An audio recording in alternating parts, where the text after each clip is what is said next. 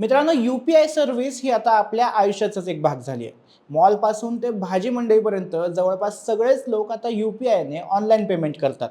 पण UPI जसं payment करणं सोपं झालंय, तसंच फसवणूक होणंही जास्त सोपं झालंय. कारण फक्त फोनवर किंवा QR कोड स्कॅन करून लगेच पैसे इकडचे तिकडे करता येतात. ऑनलाईन होणारी फसवणूक टाळावी म्हणून आता RBIनं UPI साठी बऱ्याच नवीन नियमांचा प्रस्ताव मांडलाय. यामुळे UPI वापरण्याच्या पद्धतीत देखील मोठे बदल होणार आहेत. त्यामुळे हे प्रस्ताव नेमके काय आहेत, ते कशासाठी आणले गेलेत आणि याचा आपल्याला काय फायदा होणार आहे, हे सगळं आपण आजच्या व्हिडिओमध्ये पाहणार आहोत. पण व्हिडिओला सुरुवात करण्यापूर्वी तुम्ही जर नवीन असाल तर चॅनलला सबस्क्राईब करून घ्या. मी सुदेश आणि तुम्ही पाहताय टेक भारी. तर हे नियम काय आहेत हे पाहण्याआधी एक गोष्ट लक्षात घ्या की हे नियम अजून लागू झालेले नाहीयेत, तर हे प्रस्तावित नियम आहेत. RBIनं 9 एप्रिलला एक डिस्कशन पेपर जाहीर केला आहे, त्यामध्ये हे नियम दिलेत. यावर जनतेकडून सूचना मागवण्यात आल्या आहेत, ज्याची शेवटची तारीख 8 मे 2026 ही आहे. त्यानंतर सूचनांनुसार आवश्यक बदल करून याला कायद्याचं रूप मिळेल हे नक्की. त्यामुळे हे नियम आत्ताच समजून घेणं गरजेचं आहे. हे नियम आणायची गरज पडली ते देशातल्या वाढत्या सायबर गुन्हेगारीमुळे. 2025 मध्ये डिजिटल फसवणुकीच्या तब्बल 28 लाख तक्रारींची नोंद झाली होती आणि यात एकूण मिळून सुमारे 23,000 कोटींचं नुकसान झालं होतं. बरं, ही फक्त समोर आलेली प्रकरणं आहेत. समोर न आलेली आणखी जास्त असतील. हेच थांबवण्यासाठी RBIनं हे प्रस्ताव मांडलेत. आता आपण हे नियम एक एक करून बघूया. सगळ्यात पहिला आणि महत्त्वाचा नियम म्हणजे कूलिंग पिरियड. हा नियम लागू झाल्यानंतर UPI किंवा IMPS द्वारे समजा एखाद्या व्यक्तीला 10,000पेक्षा जास्त रक्कम पाठवली तर ती एका तासासाठी होल्डवर राहील. म्हणजे पाठवणाऱ्याच्या अकाउंटमधून ती रक्कम लगेच कापली जाईल, पण रिसीव्ह करणाऱ्याला ती एका तासाने मिळेल. या एका तासाच्या गॅपमध्ये पाठवणारी व्यक्ती हा व्यवहार रद्द करू शकतो. म्हणजे रक्कम पाठवल्यानंतर अर्ध्याभर तासाने पाठवणाऱ्याने हे ट्रान्झॅक्शन कॅन्सल केलं तर कट झालेली रक्कम त्याच्या अकाउंटला परत येणार आहे. आता तुम्हाला वाटेल की UPIचा वापरच पटकन पैसे पाठवण्यासाठी होतो, मग याचा फायदा काय? तर सिंपल आहे. जर एखाद्या स्कॅमरने तुम्हाला पैसे पाठवायला सांगितले, तुम्ही देखील पॅनिक होऊन लगेच पैसे पाठवले, तर त्यानंतर तुम्हाला शांत विचार करायला 1 तास वेळ मिळतो. या वेळेत तुम्हाला जर लक्षात आलं की हा स्कॅम आहे तर तुम्ही ट्रान्झॅक्शन कॅन्सल करू शकता. पण मग हा नियम सगळ्या पेमेंट्सला लागू होणार का? खरंच इमर्जन्सी असेल तेव्हा काय? तर त्याचाही विचार RBIनं केलाय. सगळ्यात पहिली गोष्ट तर हा नियम दुकानांमध्ये, शॉपिंग करताना किंवा हॉटेल्समध्ये लागू नसणार आहे. अशा UPI पेमेंट केल्यानंतर रक्कम लगेच ट्रान्सफर होईल. आणि दुसरी महत्त्वाची गोष्ट म्हणजे तुम्ही ठराविक लोकांचे कॉन्टॅक्ट व्हाईट लिस्ट करू शकता. म्हणजे या लोकांवर तुमचा विश्वास आहे असं तुम्ही सांगणार.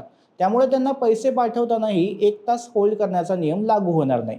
म्हणजे तुमच्या घरच्यांना, मित्रांना, नातेवाईकांना पैसे पाठवण्यास कोणती अडचण येणार नाही.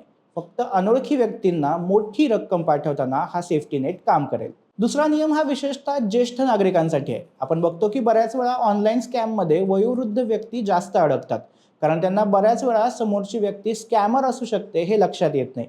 त्यामुळेच या नवीन प्रस्तावित नियमानुसार आता 70 वर्षांवरील वृद्ध व्यक्ती आणि दिव्यांग व्यक्तींना 50,000 रुपयांपेक्षा जास्त व्यवहारांसाठी एका विश्वासू व्यक्तीची मंजुरी आवश्यक असणार आहे. या व्यक्तीची नेमणूक तेच करतील. अशा वेळी काय होईल की पैसे पाठवण्यास त्यांनी UPI कोड जरी टाकला तरी पैसे ट्रान्सफर होण्यापूर्वी विश्वासू व्यक्ती म्हणून नेमलेल्या व्यक्तीच्या मोबाईलवर अलर्ट जाईल.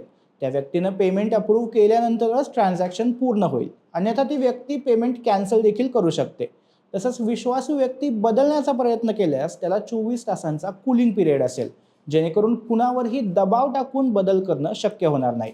तिसरा नियम म्हणजे किल स्विच. एकाच बटनावर तुमचे सगळे digital payments, UPI, net banking, card सगळे एका क्षणी बंद होईल. समजा कधी अचानक तुमचा फोन हरवला किंवा तुमचा अकाउंट हॅक झाल्याचा तुम्हाला संशय आला तर एका क्लिकवर तुम्ही आपले सगळे व्यवहार थांबवू शकता, जेणेकरून हॅकर्सना किंवा चोरांना तुमच्या अकाउंटमधून ट्रान्झॅक्शन करता येणार नाही. किल स्विच बंद करण्यासाठी तुम्हाला KYCची प्रक्रिया पुन्हा पार पाडावी लागेल किंवा थेट बँकेत जावं लागेल. याबाबत अद्याप स्पष्टता नाहीये, पण सुरक्षेच्या दृष्टीने हे दोन्ही महत्त्वाचं वाटतं. यासोबतच RBIनं बँकिंगसाठीही काही नियम प्रस्तावित केले. त्यातला पहिला नियम म्हणजे म्युल अकाउंट्स. ज्या खात्यांमध्ये वर्षाला 25 लाखांपेक्षा जास्त रक्कम येते आणि त्याची योग्य कारणं देता येत नाहीत, अशा खात्यांमधील रकमेवर निर्बंध लावण्यात येईल. जास्तीची रक्कम शॅडो क्रेडिट म्हणून ठेवली जाईल आणि 30 दिवसांमध्ये योग्य कारण सांगितलं नाही तर ती ज्या अकाउंटवरून आली तिकडे परत पाठवली जाईल. फेक अकाउंट उघडून त्यात काळा पैसा ठेवण्यावर आळा बसावा म्हणून हा नियम प्रस्तावित करण्यात आला आहे. बँकिंगसाठीचा दुसरा एक नियम म्हणजे नॉमिनींची संख्या. या नियमानुसार आता तुम्ही बचत खातं, FD किंवा लॉकरसाठी एकाच वेळी 4 नॉमिनी ठेवू शकणार आहेत. यापूर्वी फक्त एकाच नॉमिनीची तरतूद होती, त्यामुळे नॉमिनींपैकी एखाद्या व्यक्तीचं अचानक निधन झालं तरीही अकाउंट होल्डरचे पैसे योग्य लोकांपर्यंत पोहोचण्यास मदत होणार आहे. एकूणच फसवणूक टाळण्यासाठी म्हणून प्रस्तावित केलेले हे नियम तसं तर आपल्या फायद्याचेच आहेत. फक्त ते कशा प्रकारे लागू होतात हे पाहणं महत्त्वाचं ठरणार आहे. अंतिम मार्गदर्शक तत्त्वे लवकरच जाहीर होतील, त्यामुळे आपल्या UPI ॲपमध्ये जे बदल होत आहेत त्याकडे लक्ष ठेवा. सोबतच बँकेकडून येणाऱ्या सूचनांकडे लक्ष ठेवा. बाकी या नव्या नियमांबद्दल तुम्हाला काय वाटतं हे आम्हाला कमेंट्समध्ये नक्की सांगा आणि टेक भारीच्या यूट्यूब चॅनलला सबस्क्राईब करायला विसरू नका.